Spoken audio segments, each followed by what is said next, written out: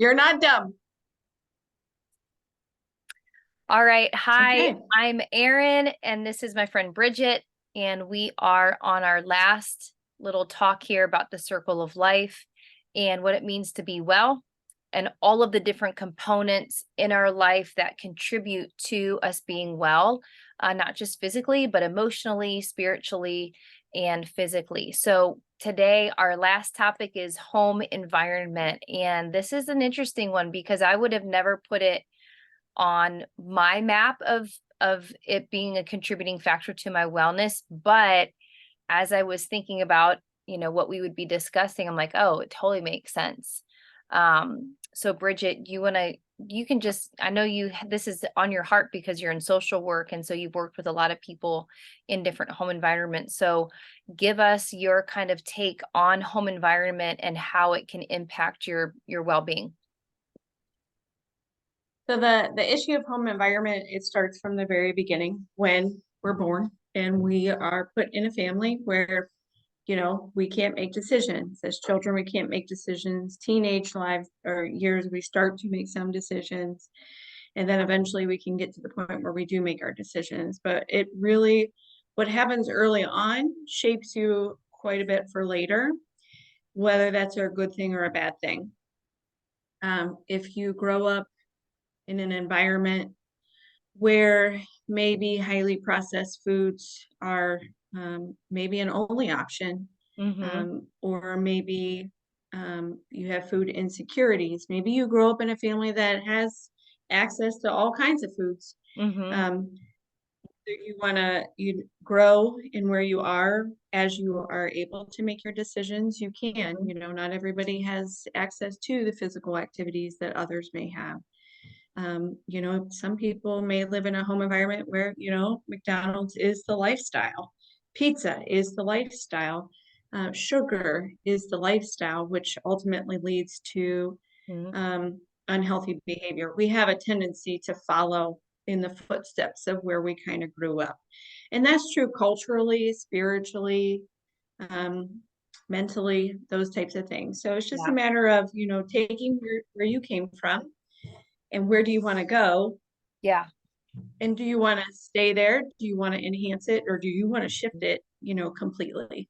Oh man. So um, I think, personally, in my experience, where I was in my childhood is way different than where I am now, Yeah. but it shaped me and I was able to grow. And I'm thankful for my childhood.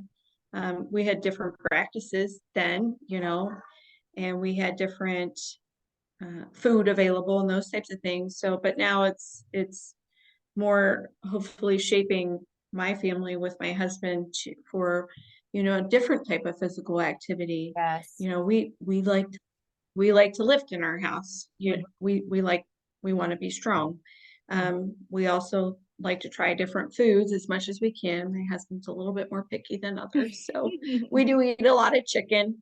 But we're trying to shape our children into a stronger environment in multiple ways because home environment consists of a lot of things. Sure. There are a lot of people who come from tumultuous home environments, and it breaks my heart what Yeah.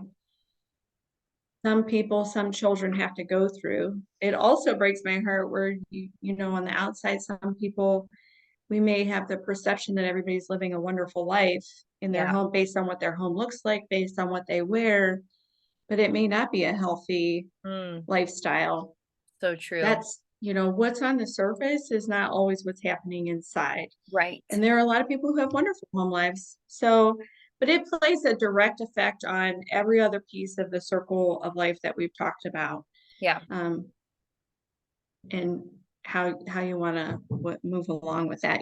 Finances have a direct effect on your home life. If you don't have a lot of money, you're going to buy the food that you can You can. make the most of, Yeah. right? And last the longest. Yep. So that's a direct effect on that. So spirituality, another, whatever culture you come from, whatever your spiritual belief is, has also a different effect on your home life because you live differently than others. You have different practices. You may not eat certain foods. You may have different forms of prayer at certain times. So it's just all has, if you don't have an environment to support you, Yeah. then most likely you're not going to succeed yourself if you are not willing to make some changes on your own. Yeah. Does that make sense? Yeah. I think yeah, that makes perfectly good sense. I love that because, um, I was praying about some things. This was a while ago, and I just felt like a really gentle reminder and encouragement from the Lord that, like, I don't have to remain the way that I was raised. And and I Mhm. think it's true for everybody that if there are things about your life, and like you said, like I don't regret anything about my childhood. Nobody's perfect. We all have our things. I'm not a perfect mom. My parents weren't perfect parents. You don't know what you don't know until you finally know it. But we do have choices that when the knowledge does come to us that maybe our parents didn't have, and it's going to improve our well-being and shift the trajectory of our generational line, like, we kind of don't want to ignore that.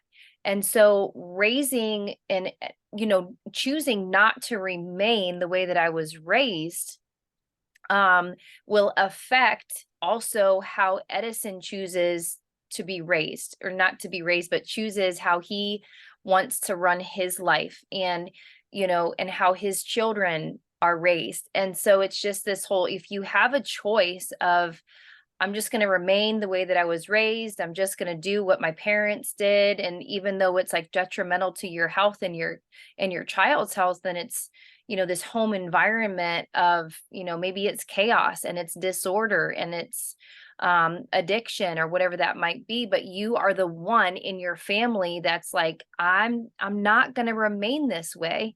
You change the trajectory of your generational line. And I think as adults, because kids don't have that choice, as adults, when we do have that choice presented to us, I kind of was like, man, I need to do something. Like, I don't want Right. Edison to struggle with these things. And so I want to choose to do things differently than what my parents did. Um, and that home environment, it is a huge, you want to provide your kids a place where they can come home and they can relax, a place where they feel loved, a place where they feel encouraged, supported, that they can just open up and have a conversation with you. That's a lot of good emotional and mental environment that you want to create. And a lot of times in a world where things are super disconnected because of screens and jobs and um it's just different than how, you and I were raised, but we have all of these things that conflict or vie for our attention. And, you know, in some ways, like, we neglect our kids because we choose these other things rather than just pressing in. And, it's not comfortable to be like, no, you can't watch TV today. I want to talk to you. I want to spend time with you.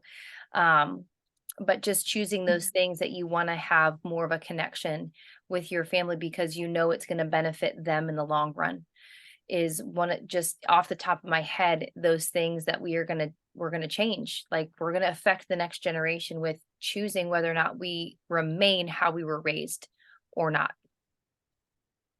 It's So, almost like a duty to evolve as a person, yeah. and there are a lot of people that struggle with that. I know I have someone, it close to me, obviously.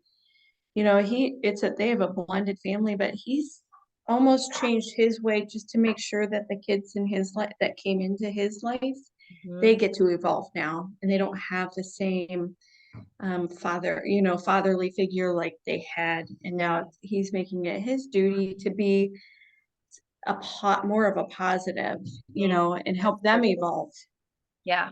So I think there's so many different home environments that we all are exposed to, what we can learn from, but it's always, and just like you said, it's not like anybody did a bad job, like in our families, we can speak to that. Yeah. It's just our job to to make it a little better, and then Right. it's our kids' job to make it a little better, Right. later because we Yeah. all have different challenges. Yep. Yeah. So, And you know, right. I think like the physical side of like a home environment, I'll be like truly transparent here. Like this is kind of a different topic about, you know, remaining the way that you were raised and choosing different things for your family and your generational line. But like, so the physical home environment, like what does it look like when you walk in the door? You know, is there stuff everywhere? Are there dishes in the sink? And, you know, everyone has their own way of maintaining their home. And I'm not saying one way is better than the other. But for me personally, when there are things out on the kitchen table, like Edison loves trading cards, and there are often days where there are trading cards spread out all over the table than when the table's clear. And I'm just like, Right. walk in Right. and I immediately feel the chaos and the disorder Yes. in our That's the house. word I was thinking. It's kind of chaos, right? Yes. That's And so, you know, when our house is in disorder, it actually will have a disorderly effect on our mind. And then we just get to a point where well, I'm speaking from personal experience, I get to a point where like, I can't stand this. Like, do something with your cards. If you don't, I'm going to take them and throw them away, you know? So, but it's right. yeah, and it's a teaching moment though too. It's like, listen, this is a gift that you've been given. You're going to be responsible Mm, with it, or I'm going to have to remove the gift from you because you haven't right. been Treat it responsible. well. So it's teaching your kids how to manage and contribute to the home environment rather than it just being all on mom who's constantly cleaning up after her kids. I'm at a point where I'm like, I'm not teaching him anything by always doing things for him. And I've been doing that with him since a young age. But when we allow like kids to dictate the environment, I think it puts more stress on the parents. And so we want to come home to a place and we want to leave it so that we come home to a place where there isn't any disorder, there isn't fighting, there isn't this chaos. Well, you left it out. Well, I put it away last time. And like, how can we be a team and come together and delegate whose job is what? And then it changes maybe from week to week so that our home environment, which should be a place of order and peace, doesn't become a place of fighting and chaos. Right. Right. And so we've like the physical implementation of home environment, I think also plays into maybe you were raised in a home where, you know, there was stuff everywhere all the time. And now you're just like, I can't stand it. And everything has to be clean. And there's also that almost like obsession about having it clean where you feel like you can't be at rest, which is the Right. opposite side of the coin. It's also an environment. What are you creating with your OCD or your obsession that doesn't allow people to feel like they can relax and just like sit back and, you know, put a drink on the table without being concerned, like, oh, I need a coaster first. Oh, here, you know, which, you know, That's totally my house. My husband. yeah. And, Don't you put it's your just a drinks there. delicate balance. Yeah. Like it's a delicate balance. It's grace and it's understanding, but it's also, am I cultivating a home environment that's peace, order, and of love, because that is what is going to, and that's going to come from the inside out. And so if on the inside I have chaos, I have disorder, I don't have love, I don't have grace and forgiveness for even myself, it's going to manifest itself physically Yeah. in some way, shape, or Mhm. form inside my home.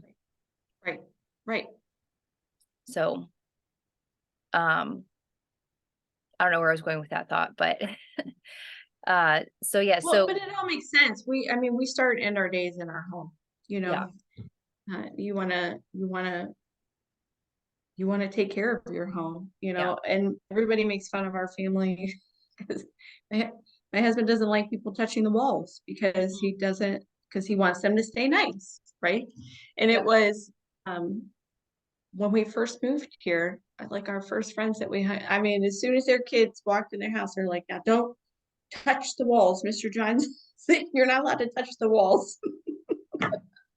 But I understand where he's coming from. He just wants to, keep it nice. Take care of right, your furniture, take care of your home.